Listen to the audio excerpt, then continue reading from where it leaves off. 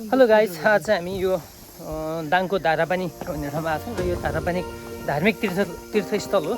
एकदमै राम्रो यहाँको डिजाइनिङ चाहिँ रहेछ। साथमा हुनुहुन्छ हाम्रो रमेश सापकोटा सर अनि जस एकदमै रमाइलो भयो। यो हाम्रो सुगम सरको बिहेले जुदाको एउटा संयोग हो।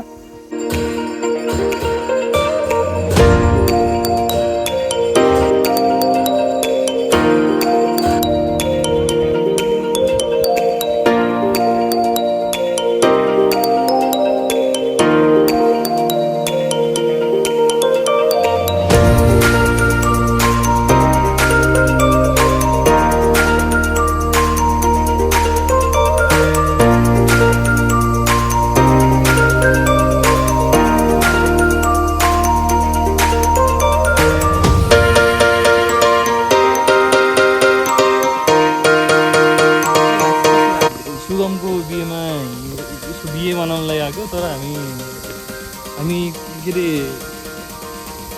धारापानी भन्ने रुममा बसेको थियौँ, के अरे माछापुछी होटलको।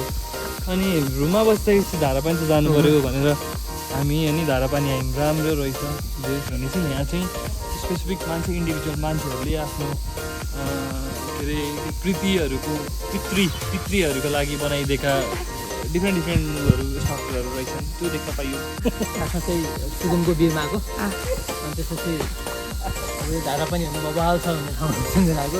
साँच्चै बबाल लाग्यो यहाँको त्यो स्ट्रक्चर बनाउट हुन्छ नि।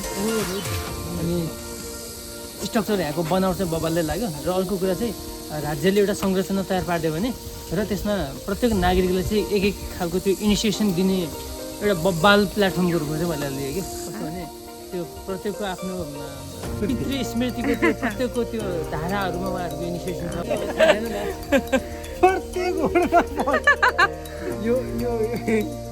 सो हामीहरू चाहिँ ठुलो त्रिशुल हेरेर आयौँ यता। यही छ ठुलो त्रिशुल। मलाई चाहिँ एकदम मन पर्यो। यहाँ चाहिँ मन्दिरको बिचमा पनि रुख निस्किया रहेछ होइन, त्यो रुखलाई सानो त्यो मूर्तिको बिचमा यहाँ चाहिँ वातावरण बिरुवाहरूको संरक्षण पनि छ।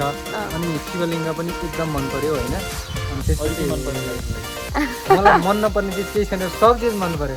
Very nice, impressive. क्यामेराम्यान पनि मन पर्यो मलाई। यो चाहिँ काट्दिनु होला प्लिज। बाई।